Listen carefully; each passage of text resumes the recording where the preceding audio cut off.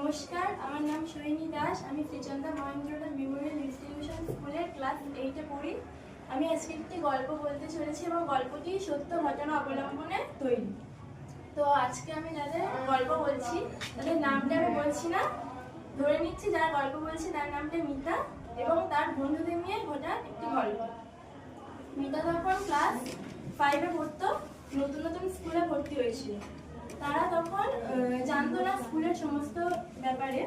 তো তাদের স্কুলে একটি সিকিউরিটি গার্ড ছিল, ধরে নিচ্ছে তার নাম প্রদীপ কাকু।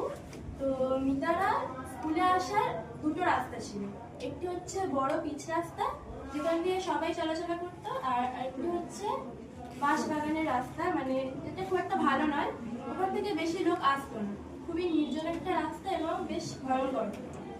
তো মিতারা স্কুলে আসতো, কখনো কখনো এতটাই ট্রাফিক জ্যাম হতো যে ওরা স্কুলে আসতে পারতো না, তখন ওরা মাঝে মাঝে ওই বাঁশবাগানের রাস্তা ধরে স্কুলে আসতো। তখন একদিন প্রদীপ কাকু ওদের দেখলেন যে ওরা বাঁশবাগানের রাস্তা ধরে স্কুলে আসছে, তখন উনি ওদের বললেন যে এই রাস্তা দিয়ে তোমরা আসতেই পারো, কিন্তু এই রাস্তাটা খুব একটা ভালো না। তোমরা যখন এই রাস্তা দিয়ে আসবে তখন কখনোই বলবে না যে এসো বা আমার সাথে চলো, মানে যাওয়ার কথাটা কখনোই বলবে না। তো মিতারা এত কিছু জানতো না, ওরা এখন ছোট ছিল। তো ওদের ক্লাসে আরেকজন ছিল যে একটু বেশি, মানে এই সমস্ত ব্যাপার নিয়ে বেশি একটু করতো। তো ও একদিন বললো যে ঠিক আছে, এমন কিছুই হয় না, তোদের বেকার বেকার ভয় দেখায়, তো আমি যাব, আমি গিয়ে দেখবো যে কি হয় আসলে, এরকম বলবো। তো মিতারা বলে যে ঠিক আছে তাহলে তুই যা, তুই গিয়ে দেখ। তো ও সত্যি সত্যি একদিন গেল এবং গিয়ে মানে যা ইচ্ছা বললো যে কে আসো আমার সাথে চলো, কে আসো আমার সাথে চলো, তো এরকম বলে চলে গেল। তো কিছুই হয়নি ওর সাথে। এবার তারপরে ও 2-3 দিন পর্যন্ত স্কুলে গেল।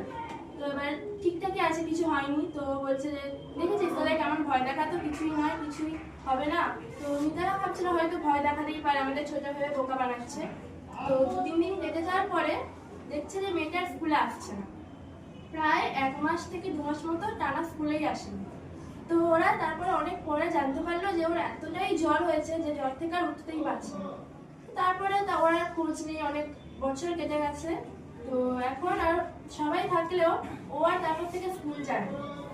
তো এখনো পর্যন্ত ওর কোনো খোঁজ নেই যে কি হয়েছে বা কি হয়েছে, বা কেউ জানেও না সেই দিন যে কি ঘটেছিল ওরা আজ পর্যন্ত জানে না।